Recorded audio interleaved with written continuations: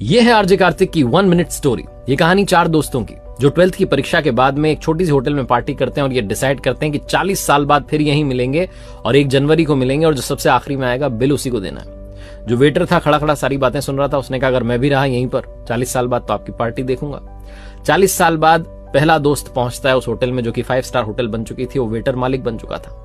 वो कहता है पहचानने के बाद कि मनीष जी आइए बैठिए, मैंने आपको पहचान लिया, मैं अब यहाँ मालिक बन चुका हूं, मैं वही वेटर हूं। मनीष कहता है क्या बात है। दूसरा दोस्त आता है संतोष। मनीष की बातचीत चलती है कि बिजनेस जो है ग्रो कर गया है, सब कुछ अच्छा चल रहा है, दोनों अपनी अपनी बातें शेयर करते हैं। तीसरा भी आ जाता है, लेकिन चौथा प्रवीण नहीं आता है। वो जो सेठ है वो आकर के कहता है कि आप भोजन शुरू कीजिए, ऑर्डर कीजिए मेन्यू में से। प्रवीण सर ने कहा है आप मंगवा लीजिए, वो आ ही रहे हैं। डिनर शुरू कर देते हैं, डिनर कर भी लेते हैं। बिल देने की बारी आती है तो इन्हें लगता है चलो हम ही पे कर देते हैं। वो सेठ जो था भूला हुआ आकर के कहता है कि आपका पेमेंट हो चुका है, प्रवीण सर ने कर दिया।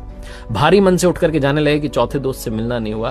तभी एक सरकारी गाड़ी आती है, एक बंदा उसमें से उतरता है और लड़का आकर के तीनों को प्रणाम करके कहता है नमस्ते अंकल, मेरे पिताजी टीचर बन गए थे, मुझे कलेक्टर बनने के काबिल कर दिया और वो 1 महीने पहले ये दुनिया छोड़कर चले गए। उन्होंने मुझसे कहा था कि जब वो तीनों पार्टी खत्म कर दें उसके बाद जाना और पेमेंट वगैरह कर